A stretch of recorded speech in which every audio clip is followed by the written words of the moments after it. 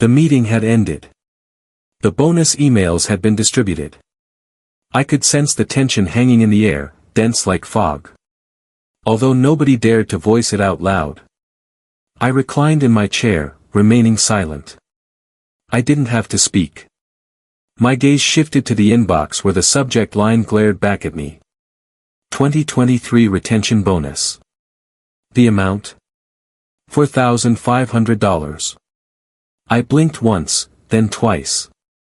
Across the room, Jason Jr., scarcely 2 years at the company, sat beaming like a Cheshire cat with his bonus notification displayed on his screen.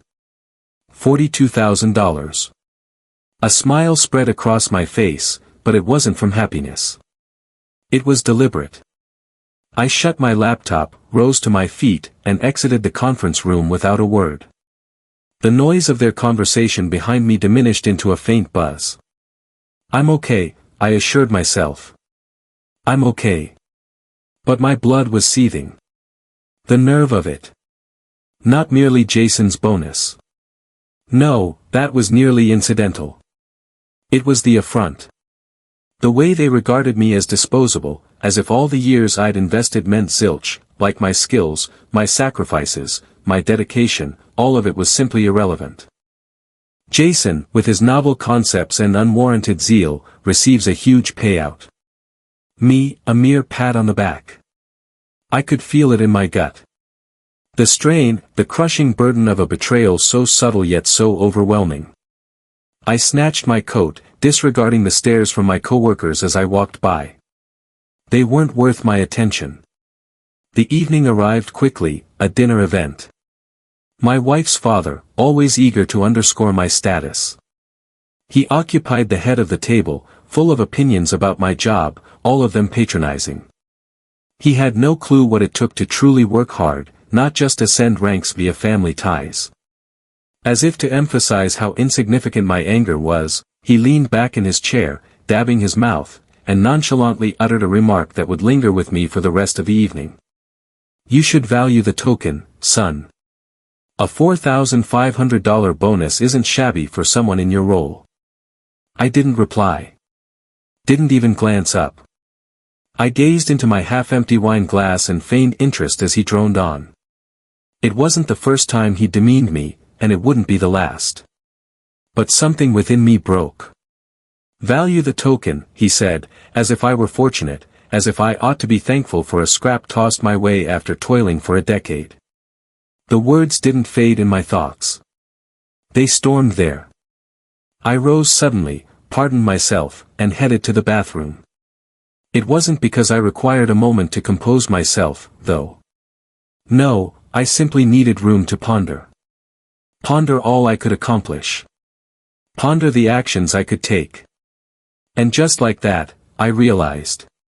I realized what I had to do. It was 3 a.m. when the systems failed.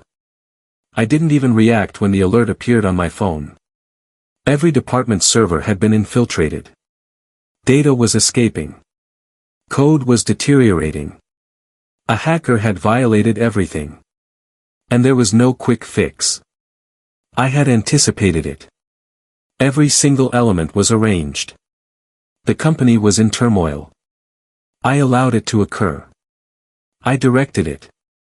A violation like this would require hours, perhaps days to repair, even with the top security team handling it. Their thoughts would whirl, frantic, urgent, but nobody could identify the backdoor I'd installed.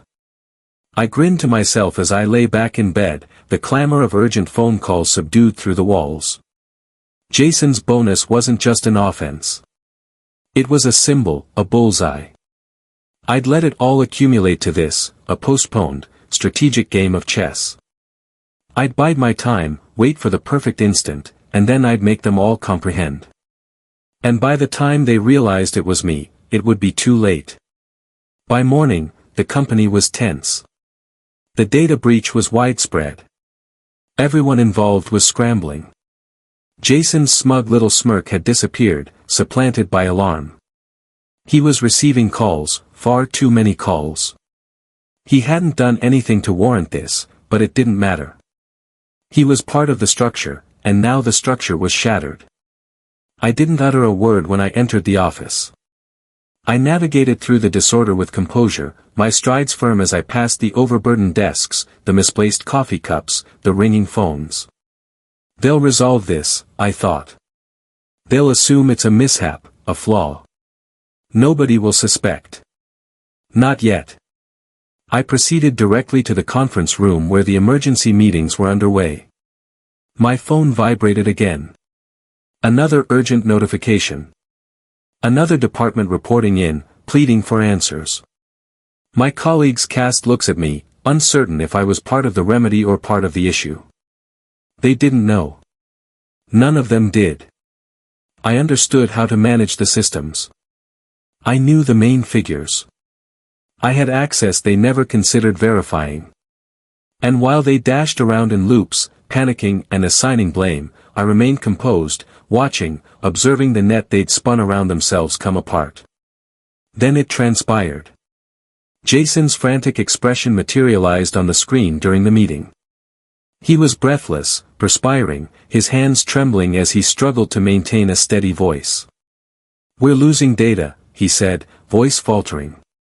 "We need assistance. Who can repair this?" "Who?" The room fell quiet. Every gaze turned to him, anticipating, hoping, speculating if this was his chaos to resolve. It wasn't. I already knew that. Jason's panic intensified as the system excluded him entirely. His efforts to reclaim control only exacerbated matters. I didn't even react as I stood and walked by him.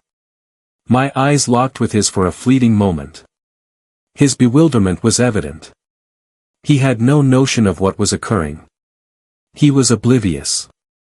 I leaned across the table, speaking to the room, serene, poised, as if I held the solutions.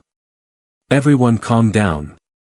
This is what we're going to do," I said, voice icy, command infusing every syllable.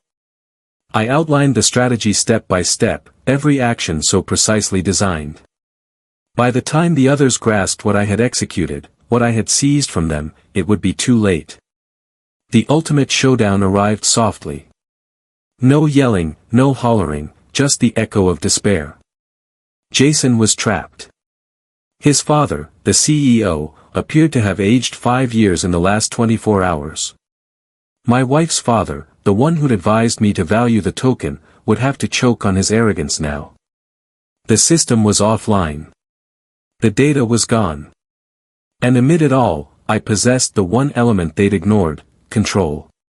They attempted to assign fault to me, tried to attribute the breach to the single individual with access to everything. The irony was overwhelming.